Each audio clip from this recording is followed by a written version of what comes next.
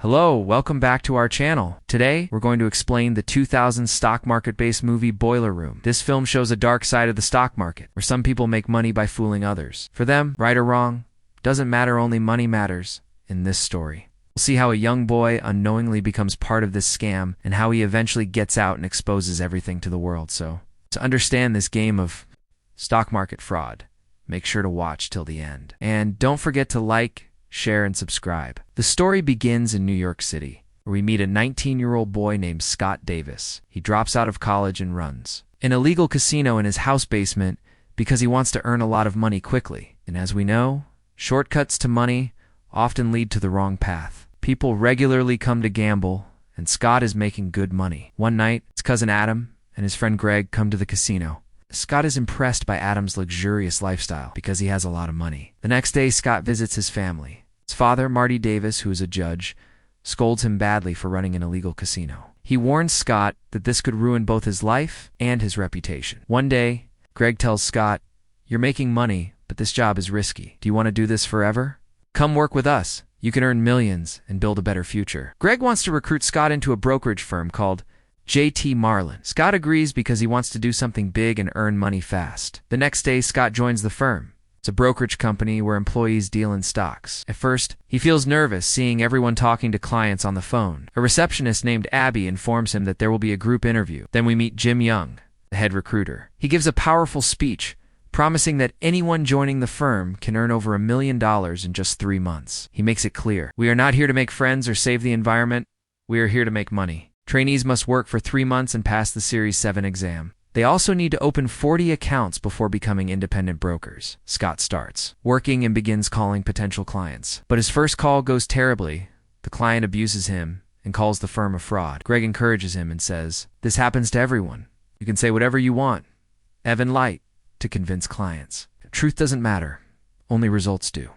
Scott feels uncomfortable, but continues. Soon, he sees a senior broker named Chris, who earns a lot of money. Scott gets inspired and starts learning from him. One day, Scott convinces a doctor to invest. Then the call is transferred to Chris, who skillfully manipulates the doctor by showing dreams of wealth, big houses, luxury cars, and convinces him to invest his entire life savings. Scott is happy because he earns commissions slowly. Scott starts lying to clients just like others. Meanwhile, he starts dating Abby at a family dinner. His father expresses suspicion about J.T. Marlin, saying he has heard bad things about it. Scott gets upset but ignores the warning. One day, Scott notices an employee shredding important legal documents. This raises suspicion. At the same time, 2 FBI agents are investigating the firm. They believe it's a fraud and think Scott could help them expose it. Scott continues learning and successfully closes bigger deals. But his team leader Greg becomes jealous and insults him later. Scott discovers more irregularities in company documents. Still, he continues working because he is addicted to money. Then comes a client named Harry. At first, Harry doesn't want to invest because he wants to buy a house for his family. But Scott convinces him with big dreams. Invest soon. Scott clears the Series 7 exam and becomes a licensed broker. While celebrating, he starts questioning how the firm earns such huge commissions far beyond legal limits. Chris tells him not to think too much. "You're making money, just enjoy it." At a party, Scott discovers the dark truth: the firm is a scam. But by now, he is deeply involved and addicted to the money, so he ignores it. Meanwhile, Harry tells his wife about the investment. He says that the firm promised that a pharmaceutical company's stock will rise soon because of a new drug launch and their money will double quickly. Harry's wife starts having doubts about this whole scheme. She feels that Harry might have been scammed, but Harry reassures her, saying, "Don't worry, I've only invested a small amount. Even if I lose it, it won't matter much."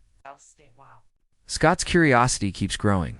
He decides to visit the place where Michael and John had gone earlier. The building looked empty, and nothing should have been happening there. But when Scott explores inside, he discovers something shocking.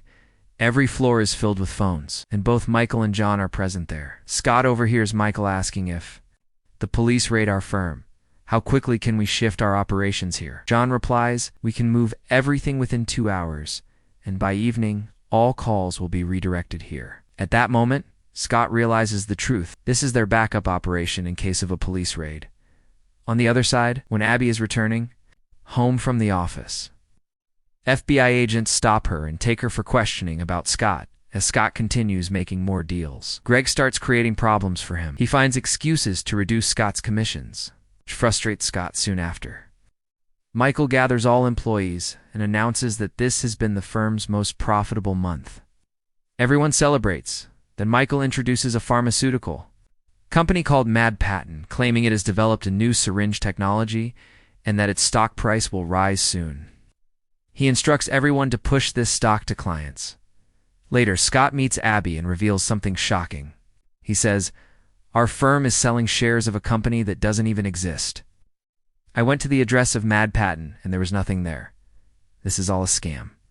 He explains that Michael is creating fake demand for fake companies and using them to cheat investors. These companies are actually owned by Michael himself, which is why they earn unusually high commissions. Scott realizes that everything they are doing is illegal and could land them all in jail. But surprisingly, Abby stays silent as if she already knew everything. The next day, Abby receives a call from the FBI. They ask her to help make Scott a government witness. She refuses at first, but they threaten to arrest her if she doesn't cooperate. Meanwhile, Harry calls Scott after reading the newspaper. He's worried because the stock prices are falling instead of rising. Once again, Scott manipulates him and convinces him to invest even more money. The FBI agents are listening to this call. Now they are convinced that Scott has become completely corrupt. At the same time, Harry and his wife start fighting after she finds out he invested more money. On the other side, Scott's father, Marty, who is a judge, covers the truth about the firm. Furious, he confronts Scott and says, "You and your entire firm are frauds. You are destroying people's lives." He even tells Scott not to show his face again. The FBI also learns that Scott is planning to leave the firm, so they decide to arrest him before that happens. Meanwhile, Harry loses all his money. He is completely ruined. His family leaves him, and he is left broken and alone. Scott, filled with guilt, goes to his father's office and breaks down. He says, "Dad, I want to leave this company. Please help me. I want to expose JT Marlin." First, Marty refuses because helping Scott could risk his career.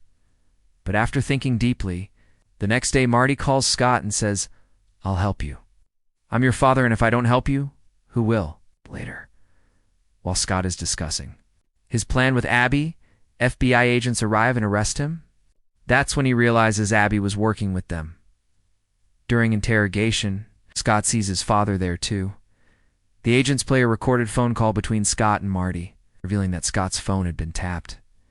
Agent David offers Scott a deal. Become a government witness, and you'll get federal immunity. "But we can't save your father. He'll lose his job and reputation." Scott refuses and says, "My father has nothing to do with this. Let him go, or I won't help you even if you send me to jail." After thinking, David agrees to release Marty and asks Scott what he can offer in return.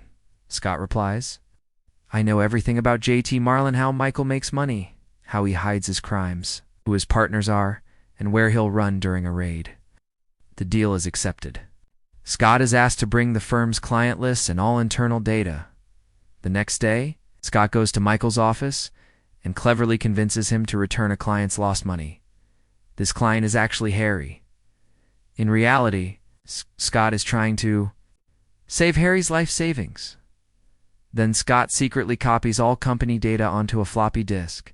He meets Chris privately and tells him, "I was arrested last night. The FBI knows everything. A raid is about to happen. Please sign this sell order so my client Harry can get his money back." Chris, who isn't completely heartless and considers Scott a friend, agrees and signs. Scott thanks him and leaves. Moments later, FBI and police vehicles arrive and raid the building. The truth of this fraudulent firm is finally exposed to the world. How they were cheating innocent people and destroying lives.